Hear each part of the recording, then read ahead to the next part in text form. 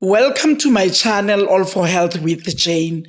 Family, in response to Advocate Nxumalo, who yesterday submitted that the evidence of Constable Zungu is not corroborated by any of the evidence that was submitted by other people in court. We hear Advocate Baloyi trying very hard to show how the evidence of Constable Zungu was corroborated, especially by the confession that was made by Bongani Ntanzi.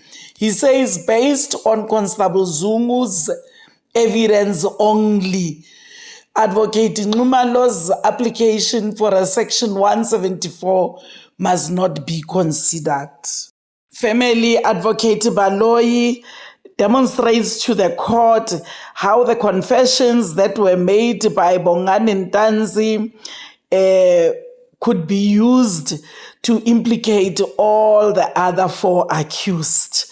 Family, we are going to listen at Advocate Baloyi as he is doing that. Let's watch and listen.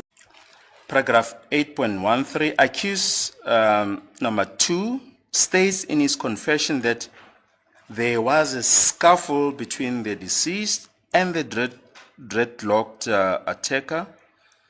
The witness testified about that. Paragraph 8.14, accused number 2 states in his confession that 2 shots were fired in the house and the second shot struck Senzo.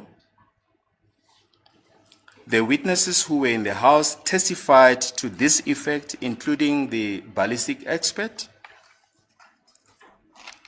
And as we debated earlier on, my lord, that even the pathologist, Dr. Steenekamp, testified about this fact that this was a contact shot.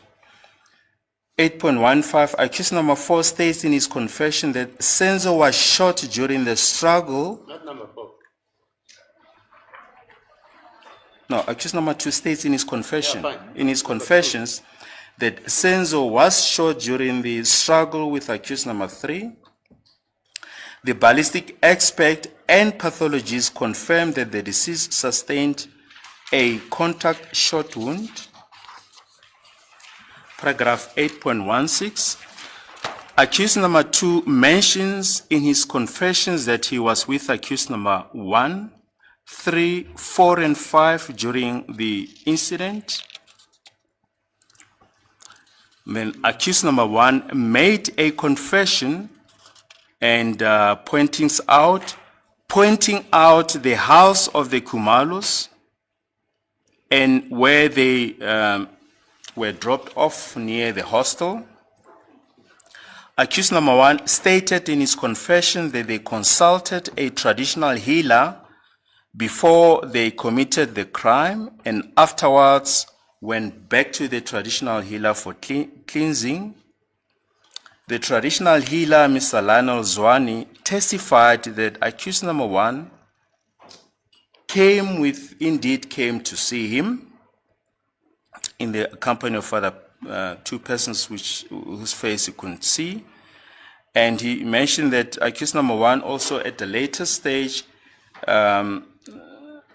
referring to the events of the 30th of May, that he came with the police at Eraton and he identified him as the person who came to consult him in the company of 2 other persons to be successful in their exploits and came afterwards for cleansing, and mentioned that things went wrong and someone had died.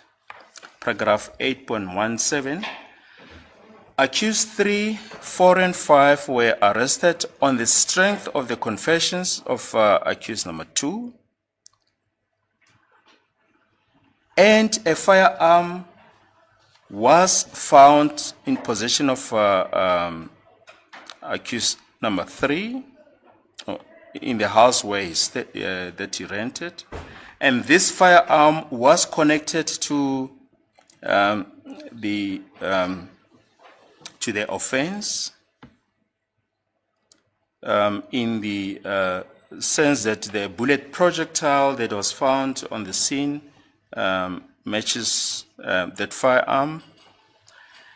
And the cell phone downloads show that accused number 5 spoke to Kelly Nxumalo on 2 occasions, the 2nd or the 3rd of August 2014 and 15 October 2014, not long before the incident, 26 October 2014, paragraph 8.18.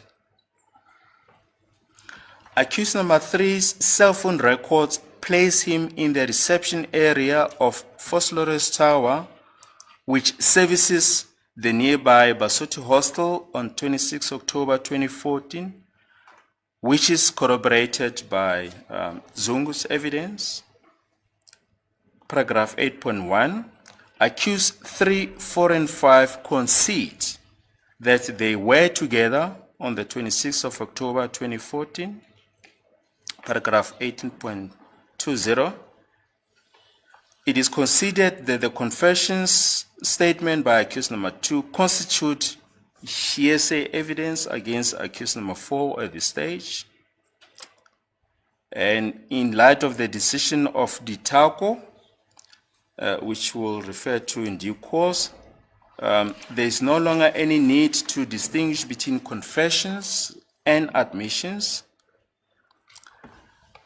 They are both regarded as out-of-court statements, and the term that's used in South Africa is extracurrial statements.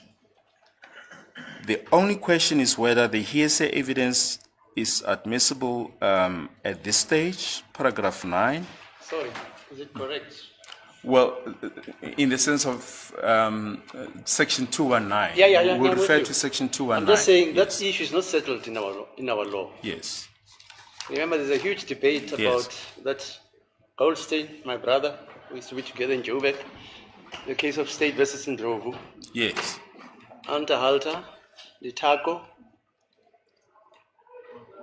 and then there's an acting judge, Davis, in the Cape.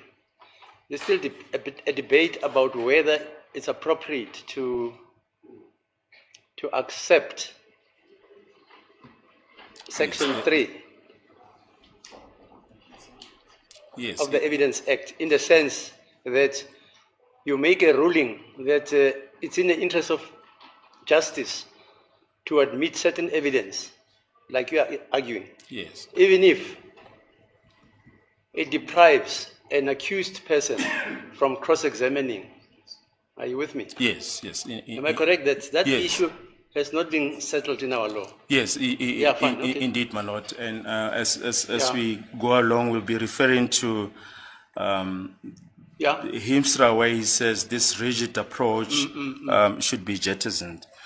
You know, family, unfortunately, courts do not work about our wishes. You know, if they were working according to that, I'm aware that most people believe that the confessions statements that were made by Bongani Ntanzi and Moses Sibiya, they were not actually made by them, but instead these two people were forced to sign those confessions. It is just unfortunate because those confessions were admitted by this court. So being admitted by the court, whatever that is being said by the state now, it will be based on those confessions. The state is taking these confessions as being true. So hence I'm saying whether according to our wish, we and our belief, we believe that Bongani Ntanzi and Moses Sibiya did not make these confessions. It is just unfortunate, family, because now the court is going to use, especially the state, will rely on these confession statements that were admitted by this court. Anyway, thank you so much, family, for watching this video to the end. Please, let's meet in the comment section. Let me hear your opinion about this. Thank you so much, and do not forget to like this video, and please subscribe for my channel if you haven't done so yet. I love you, family. Thank you. Bye.